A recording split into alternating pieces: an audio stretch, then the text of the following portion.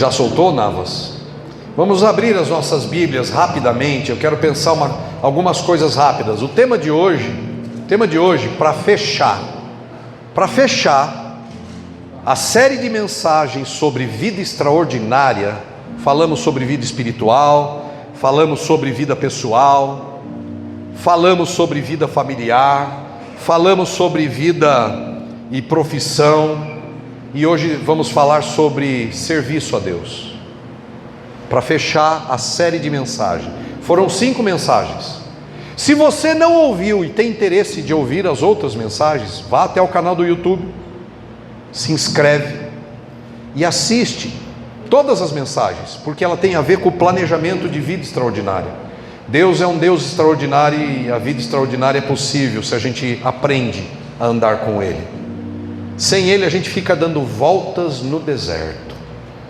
De vez em quando a gente até encontra um oásis, mas no mais são giros no deserto. Assim é a vida de quem não anda com Deus, não confia em Deus, não coloca Deus em primeiro lugar, não coloca a pessoa de Jesus Cristo em primeiro lugar. É como o povo que sai do Egito e fica dando voltas no deserto. A vida não é extraordinária, são voltas no deserto. Sabia que o povo que saiu do Egito poderia ter ido muito mais rápido à terra prometida, se não fosse a insistência do povo em virar as costas para Deus? Toda vez que a gente vira as costas para Deus, a nossa vida é dar voltas no deserto, e de vez em quando a gente encontra um oásis, uma sombra fresca, uma água boa, mas no mais são voltas no deserto. Deus não quer que a sua vida seja como o povo que saiu do Egito, que fique dando voltas no deserto e de vez em quando encontre um oásis. Não. Deus quer caminhar com você ao longo da sua jornada de vida e comigo, de maneira que a nossa vida seja vivendo no oásis e de vez em quando uns desertos. É o contrário. A vida de quem anda com Deus é uma vida no oásis, é um frescor de Deus dentro da gente, é uma paz inigualável que ninguém pode dar. É ver Deus guiando a vida da gente o tempo inteiro. E mesmo que a gente passe por tribulações e dificuldades e desertos, Ele está conosco. A nossa vida é extraordinária até mesmo quando temos problemas. Então, se você quer viver no oásis, não é ganhando mais, não é trocando de mulher, não é o próximo homem, nem tampouco o próximo carro, não é o próximo emprego, não é a próxima cidade, não é a próxima bolsa, não é o próximo tapinha no ombro de alguém famoso ou de uma celebridade que você admira, não é aquilo que você acredita que possa ser uma tábua de salvação que torna a sua vida, não é aquele contato com alguém que vai mudar a sua história, não é a próxima faculdade, não é o próximo curso, nem tampouco a próxima certificação, não é mais um seguidor do Instagram, nem mais um inscrito no YouTube. A gente acredita que na próxima curva a gente vai encontrar uma solução humana, mas a vida extraordinária de verdade está em andar com Jesus, em conhecer a Jesus, em adorar a Jesus. E se viver no oásis te interessa, e ter paz interior para sempre, e no final a vida eterna, eu sugiro a você que você leve a sério a mensagem que você vai ouvir agora. Amém? Mas antes disso, nós já estamos gravando. Eu quero dar as boas-vindas ao pessoal do YouTube que assiste esse vídeo sei lá quando, de madrugada, de noite, de dia, de manhã.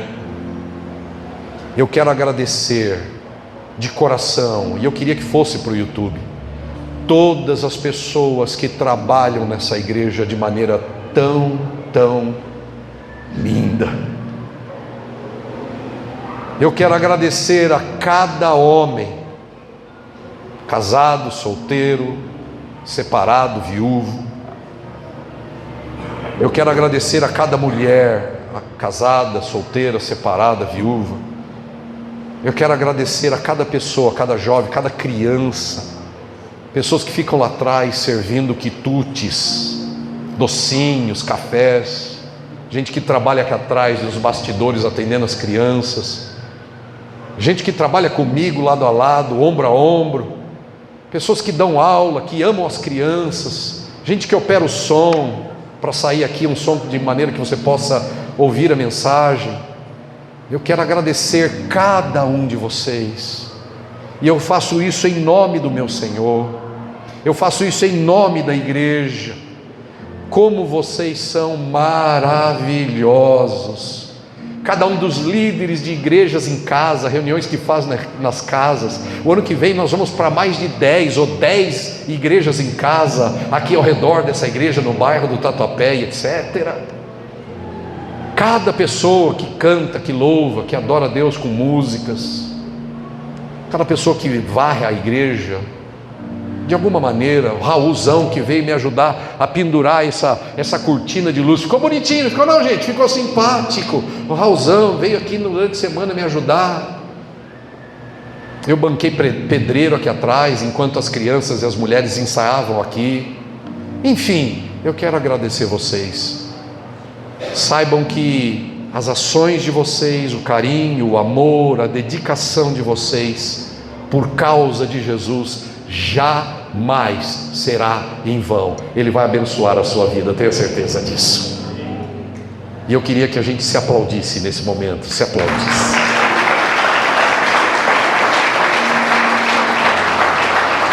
Vocês são demais. Tá bom, esse aí foi mais ou menos. Agora olhando para as pessoas e bem forte mesmo, vamos lá. Rita, vocês são demais. Tá empolgado ele, Ana. Como é que aplaude aí, Milton? É isso aí, tá empolgado, é assim que se faz, nota 10. Batizei ele no primeiro batismo desse ano, aleluia. Falei para ele, vou te batizar, com ou sem cabelo? Ele continua sem cabelo. Muito bom, vamos abrir a Bíblia em Mateus capítulo de número 2, versículo de número... Eu quero entregar a você 3 presentes e uma promessa. Quero entregar a você 3 presentes e uma promessa, e prometo fazer isso em 20 minutos, talvez menos, se você me ajudar, prestando atenção. Mateus capítulo de número 2, versículo de número 1, eu vou contar a história dos magos. O foco da nossa ideia hoje, da nossa mensagem, é o versículo 11. Mas eu quero ler a história inteira, versículo 1 do capítulo 2 de Mateus. O tema é esse aí, 3 presentes e uma promessa. Tendo Jesus nascido em Belém, da Judeia, em dias do rei Herodes, eis que vieram os magos do Oriente a Jerusalém, e perguntaram: onde está o recém-nascido rei dos judeus? Porque vimos a sua estrela no Oriente e viemos para adorá-lo. Tendo ouvido isso, alarmou-se o rei Herodes, e com ele toda Jerusalém. Então, convocando todos os principais sacerdotes e escribas do povo, indagava deles onde o Cristo deveria nascer. Em Belém da Judeia, responderam eles, porque assim está escrito por intermédio dos profetas, aspas para os profetas: e tu, Belém, terra de Judá, não és de modo algum o menor entre os principais de Judá, porque de ti sairá o guia que há de apacentar o meu povo Israel. Verso 7, com isto Herodes, tendo chamado secretamente os magos, inquiriu deles com precisão quanto ao tempo em que a estrela aparecera. E enviando-os a Belém, disse-lhes: ide informar-vos cuidadosamente a respeito do menino, e quando o tiverdes encontrado, avisai-me para que eu também vá e o adore. Depois de ouvirem o rei, partiram, e eis que a estrela que viram no oriente os precedia, até que chegando parou sobre onde estava o menino. E vendo eles a estrela, alegraram-se com grande e intenso júbilo. Verso 11. O verso 11 é o foco da nossa mensagem. Entrando na casa, viram o menino com Maria, sua mãe, prostrando-se, o adoraram. Abrindo seus tesouros, entregaram-lhes suas ofertas: ouro, incenso e mirra. Sendo por divina advertência prevenidos em sonho para não voltarem à presença do rei Herodes, regressaram por outro caminho à sua própria terra. Pai, eis a tua palavra, não é minha, é tua mensagem ao teu rebanho. Que a tua voz seja percebida aqui nesse lugar, e que eles como ovelhas sigam a ti, Jesus, e te honrem em nome do Senhor. Ajuda a gente, Espírito Santo.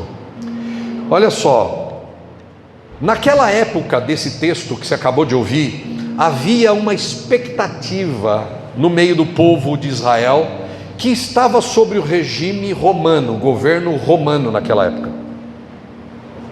Herodes era o governador, o rei, colocado por Roma, lá na terra de Jerusalém, em Israel, na capital. E quando os magos chegaram e disseram: olha, nós viemos adorar o rei dos judeus, e o texto você leu comigo, diz que essa notícia dos magos chegando na cidade de Jerusalém criou um alvoroço, tanto na corte romana, quanto nos principais sacerdotes e no povo de Jerusalém. Por quê? Porque os herodianos, Herodes não é o nome dele, Herodes é uma dinastia romana, é como se fosse o nome dos reis que se assentam no trono. Todo rei que se assentasse no trono romano, na época, eram os Césares ou eram os herodianos. E os herodianos, principalmente esse que estava aqui governando sobre Israel, especialmente Jerusalém, era um sujeito sanguinário.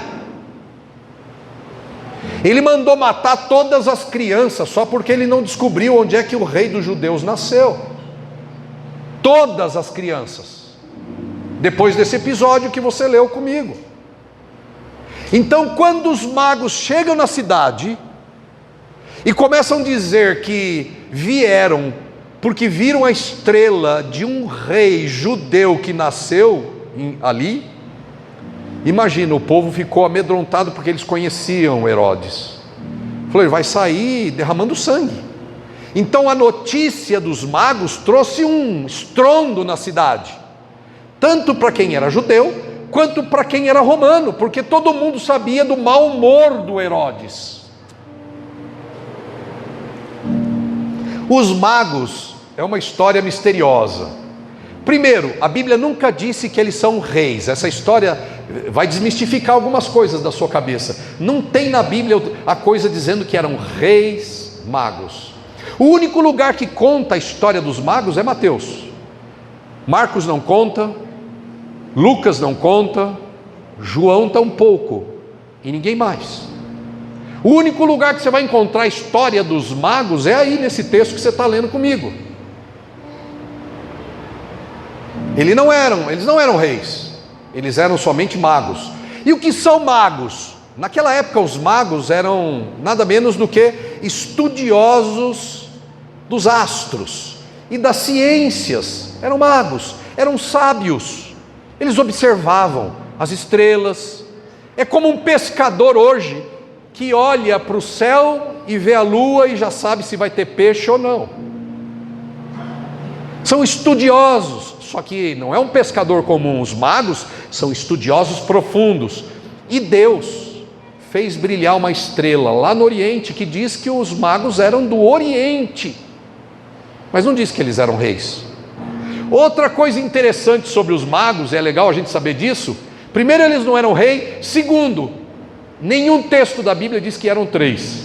Em todo lugar que a gente vai ver um presépio ou uma encenação do nascimento de Jesus na manjedoura, na Bíblia não diz que eram três, só diz que os magos. Você vê o texto aí, está dizendo, capítulo 2 diz assim: tendo Jesus nascido em Belém da Judeia, em dia do rei Herodes, eis que vieram uns magos, mas não diz que era 3, nem 6, nem 8, nem 10, eu não sei quantos eram.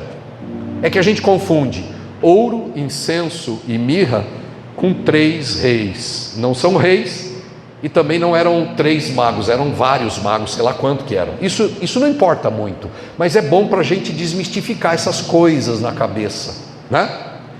Bom, a história dos magos é uma história de esperança, de fé, de união, de salvação e de serviço a Deus, porque os magos disseram: nós viemos para adorar.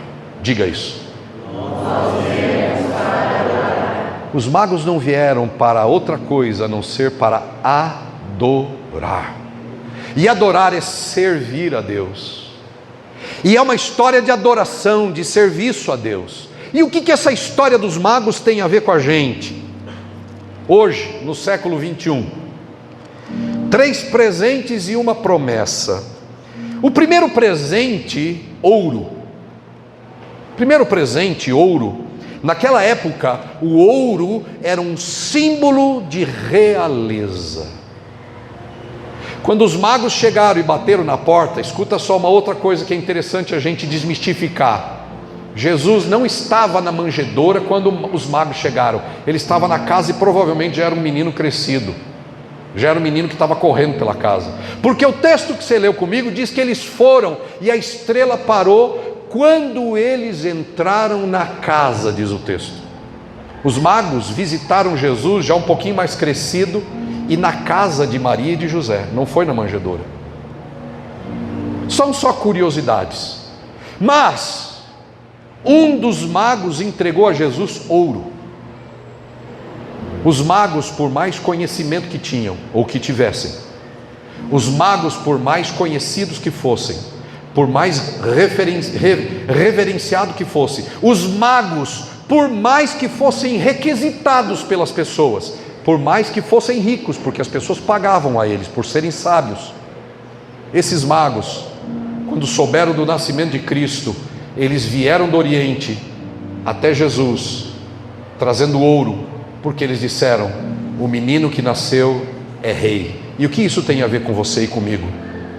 Nós precisamos reconhecer a realeza de Jesus. E se Jesus é rei,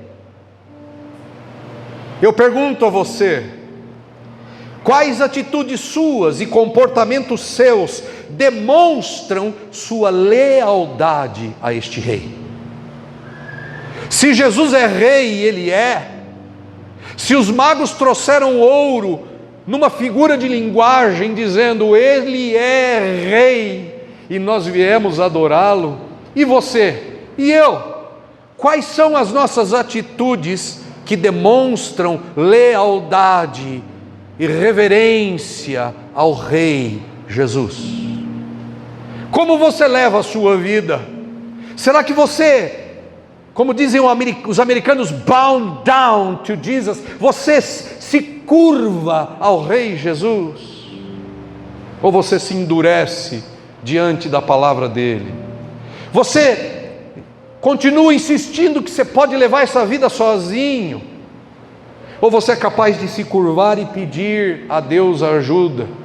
Ou você é capaz de se curvar em reverência e reconhecer que Jesus é Rei? Diga: Jesus é Rei.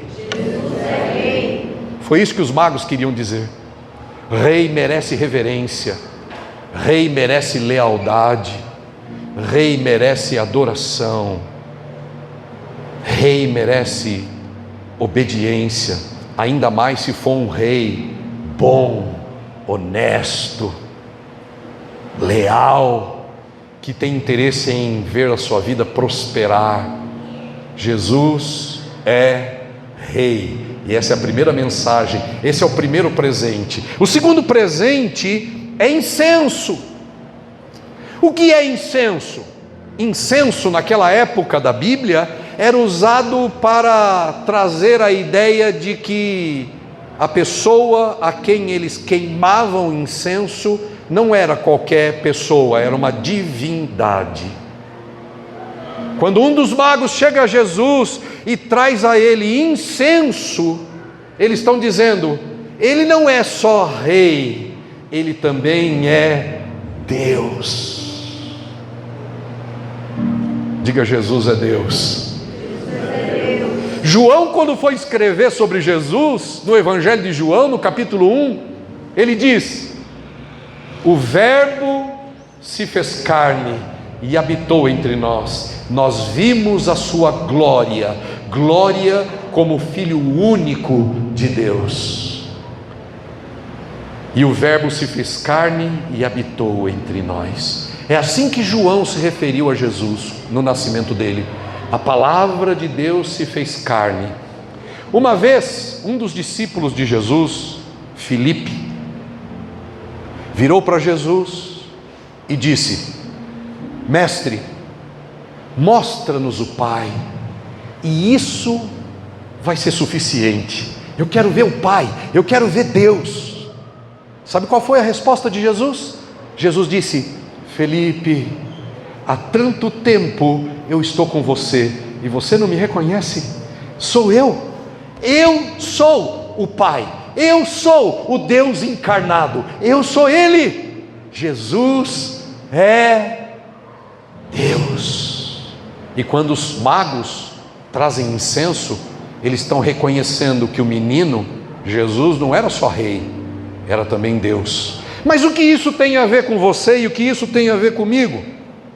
Ok, nós precisamos reconhecer a realeza, mas nós precisamos também expressar a nossa adoração. Incenso significa adorar a Deus, porque Ele é Deus. Como você tem expressado adoração a Jesus? De que maneira prática no seu cotidiano você expressa adoração a Deus? Como você pode dizer para o mundo inteiro que para você Jesus é o seu Deus, se não através da sua adoração? Tem um outro presente. O outro presente é o último presente. É mirra. São 3 presentes: ouro, incenso e mirra. O que é mirra?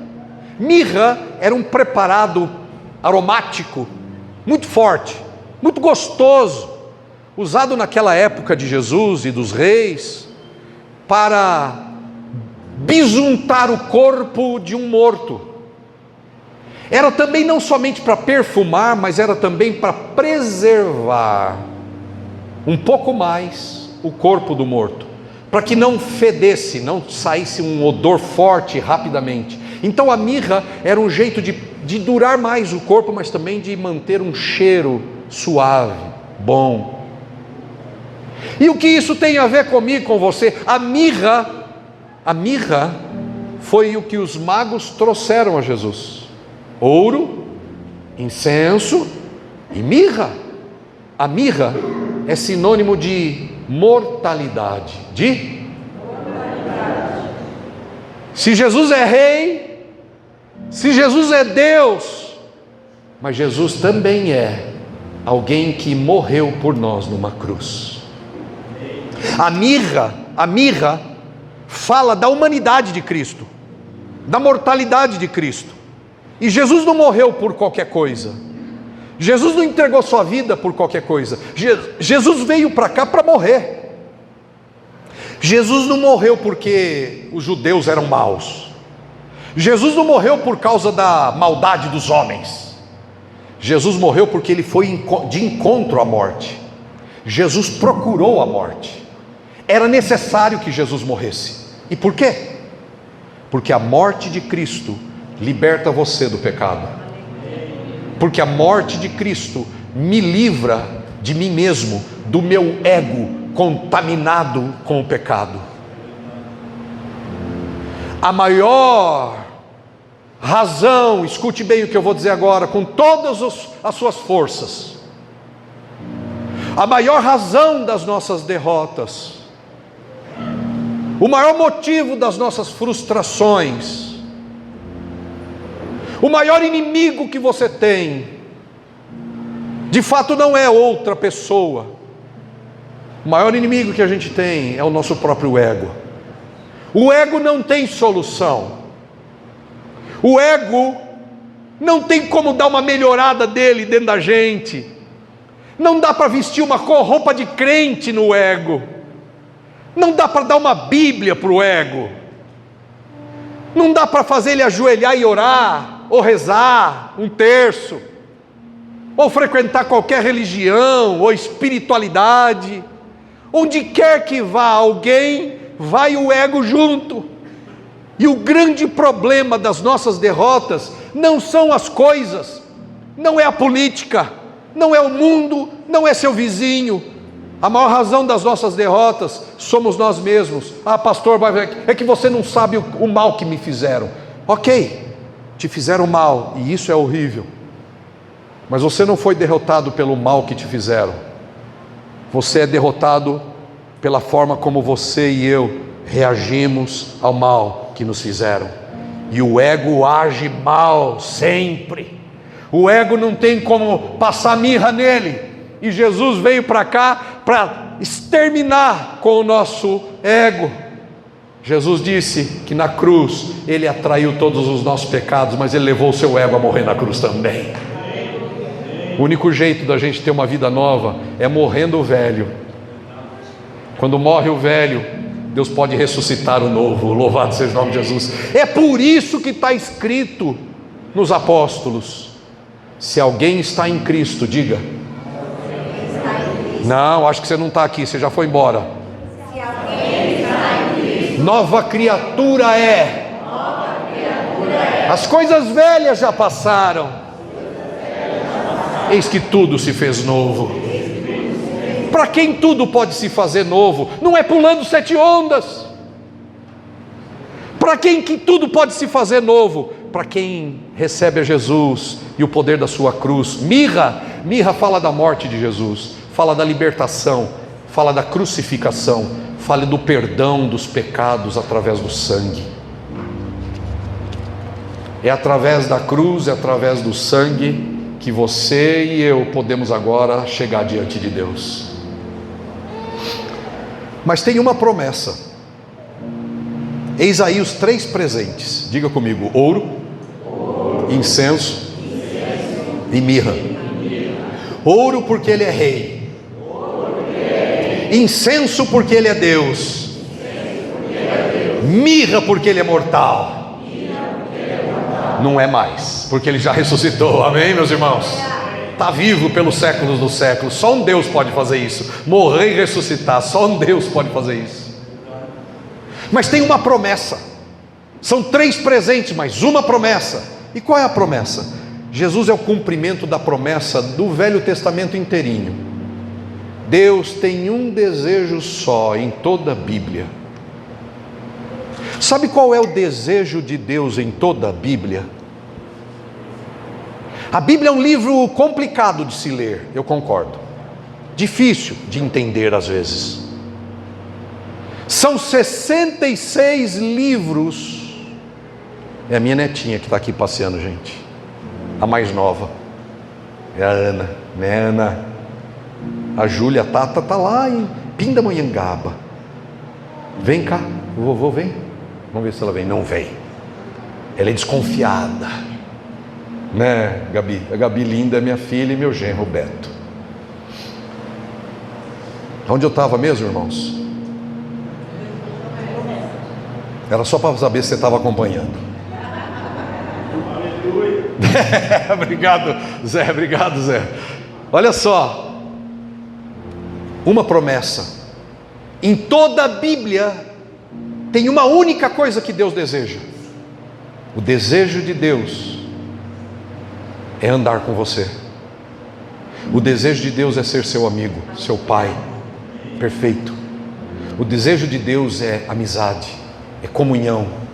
O desejo de Deus é nunca ver você só, nem sentir-se mais sozinho. Por isso que Jesus no Velho Testamento é chamado de Emanuel. Como?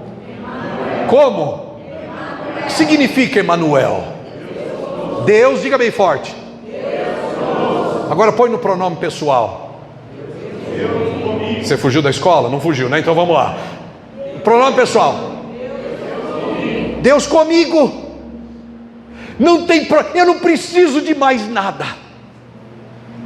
Se você tiver Deus contigo, se você aceitar a promessa de Deus para a sua vida, se você receber a promessa de Deus na sua vida, se você se curvar ao Rei Jesus, Ele te dá uma promessa: você nunca mais vai ficar sozinha. Você nunca mais vai ficar sozinho. É Deus comigo. É Deus contigo. Do que você precisa exatamente agora? Ah, pastor, eu preciso de tanta coisa. Eu sei, todos nós precisamos de coisas. Mas você sabe que todas as coisas que a gente precisa, quando Deus anda com a gente, Ele sabe o melhor momento de oferecer a você essas coisas. Não tem nada melhor do que ter o Deus comigo. E eu quero fechar lembrando o salmista no Salmo 23 que diz: quem conhece, fala comigo. Ainda que eu ande pelo vale da sombra e da morte, eu não temerei, porque tu estás comigo. Porque tu estás comigo. O salmista só não tinha medo porque ele tinha uma certeza: a promessa da presença de Deus na vida dele. Eu quero deixar 4 coisas que Deus espera de você nesse Natal. 4 coisas que Deus chama você para fazer neste Natal e neste virada de ano. No domingo que vem, dia 29, nós vamos orar só sobre a virada de ano. Nós vamos falar sobre isso. Como ter uma virada de vida na virada do ano. Nós vamos falar sobre isso e vamos orar por vocês. Mas, neste culto de Natal, o Senhor chama você para 4 coisas. Me ajude aí, para a gente fechar. Diga para a pessoa do seu lado: Deus te chama para 4 coisas. Diga para mim também, vamos lá. Obrigado por me dar o dedão.